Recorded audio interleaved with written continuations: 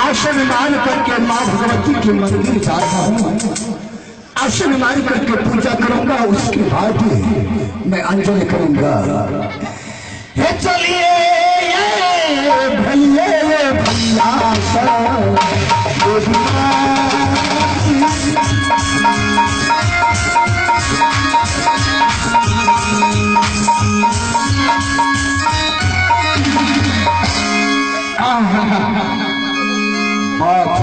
जुन जगड़े घोड़ा तो बड़ी सुंदर छे हो, लेकिन पूजा पर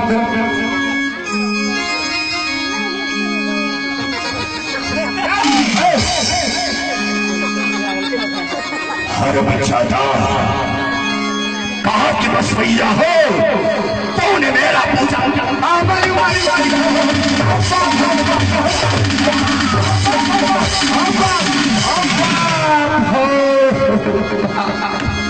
मालिक मालिक हमें धर्म ज्यादा आज तक कोई मेरा पूजा को भंग नहीं किया। परिवार कसम मां भवानी की सारा तेरा जिभिया काट करके बाहर न निकाल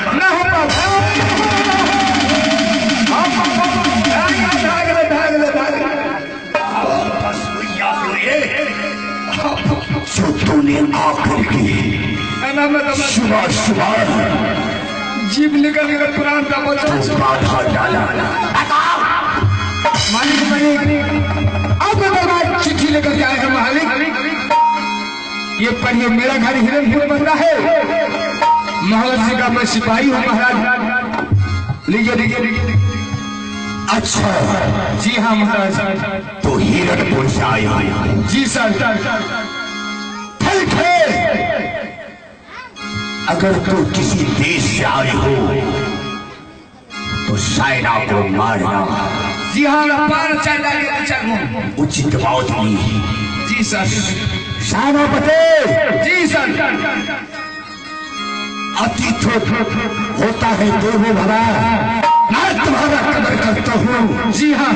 लाओ कौन सा पत्र लेकर के आए हो? खुशखबरी लेकर के। कदर में एक उदार पेनियम दीजिए। जी सर। हे हरमचाचा, अगर मेरे पास सेनापति घटाओ तो तुम्हारा कदर करता।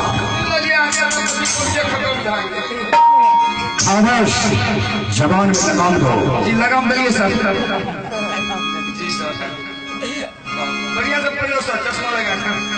जय मां शारदे सदा। मैं केवली कुमारी पिता श्री महाबल सिंह ग्राम हिरणपुर की वासी है। हे राजन, मेरे पिता ने सोमवार रचा कि जो कोई बार माँ की लाल 12 कुछ बरेला 14 कुछ छुनेला, सिंधुला बाहर से सिंधुला सिंदूर सिंधुला मिट्टी ला देगा, उसी के साथ मैं अपनी बेटी इकलौती की शादी करूंगा।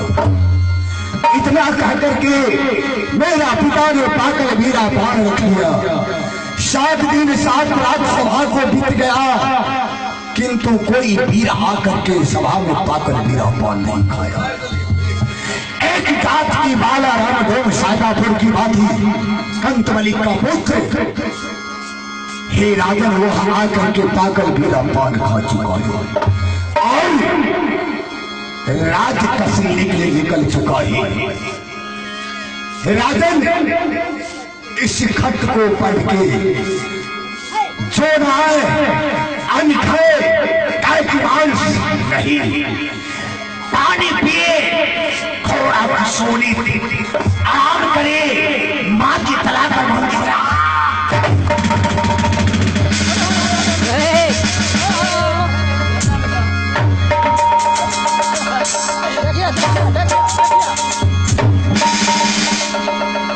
हरामजादी। बाप रे बाप। ओ बाबू। खत तो सही सलामत भेजी, आगे पे निकला हो, लेकिन तो खत के नीचे कसम डाली। और से निकल सर, और उसको निकाल दो।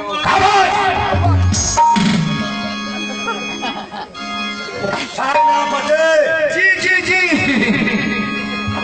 इस वक्त तब किया तुम मार दूंगा और तुम्हारा लाश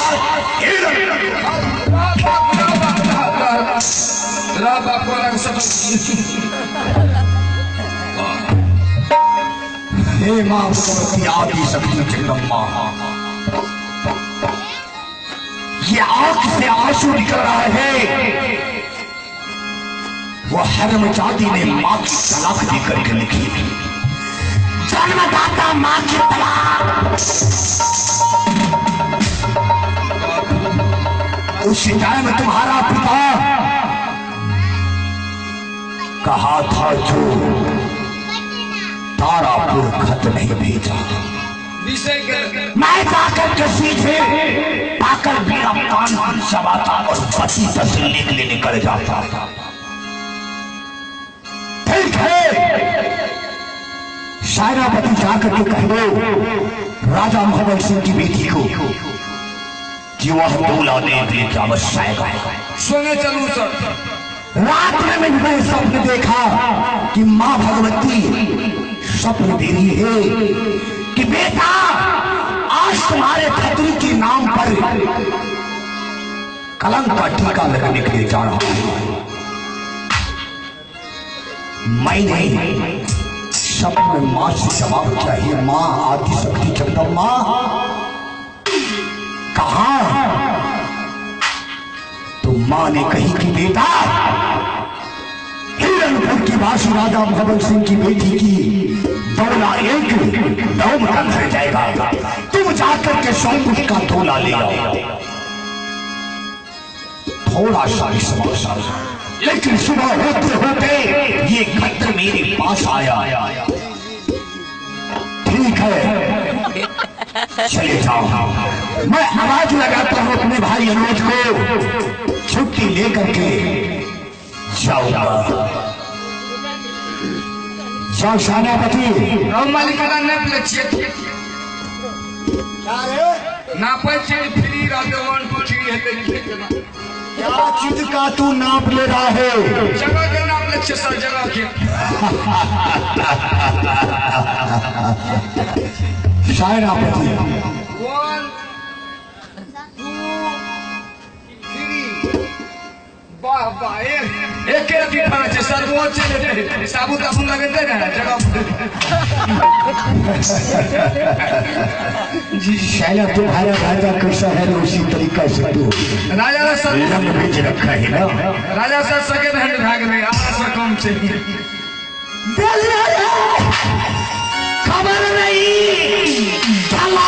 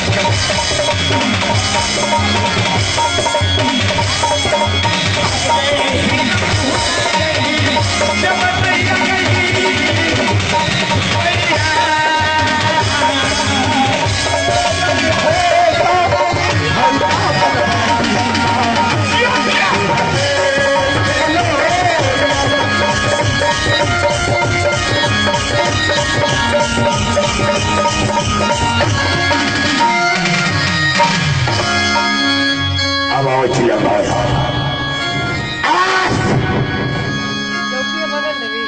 रोना धोना आता ही होगा गुरु और सदा से। मैं 2 रोज का छुट्टी मांगूंगा कि भाई आलोक मुझे 2 रोज का छुट्टी चाहिए, लेकिन एक पल रोना छूना रह नहीं सकता है।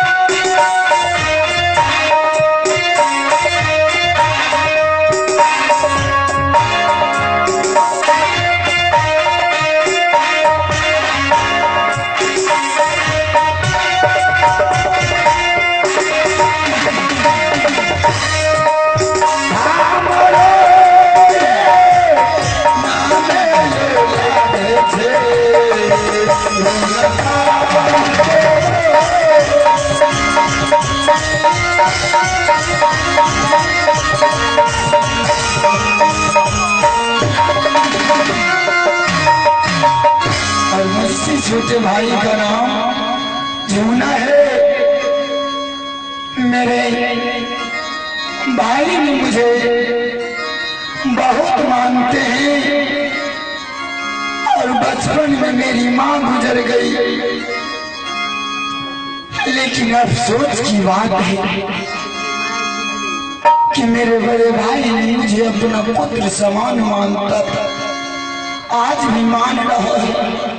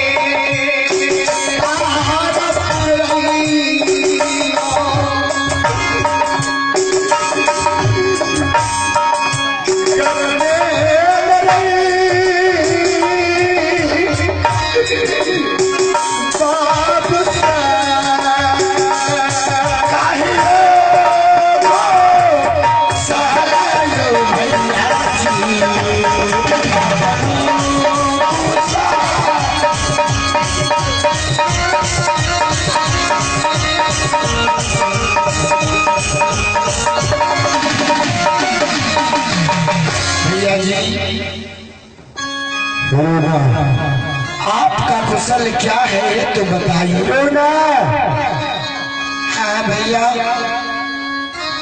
मैं किसी कारण से बुलाया हूँ। माँ भगवती की कृपा से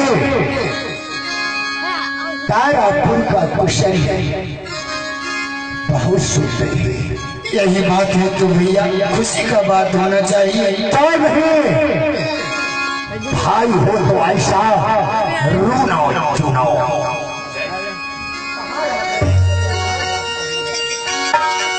क्यों नहीं बाबू? हाँ भैया, आज मैं कहीं जा रहा हूँ, तुम दोनों भाई को छोड़ कर। क्या हम दोनों भाई को छोड़ के आप जा रहे हैं? हाँ बाबू, ईश्वर कैसे कह करके सुनाओ, जो भाई अमूद मेरे बगैर पल भल नहीं जी पाते। क्या सहारा है भैया। क्या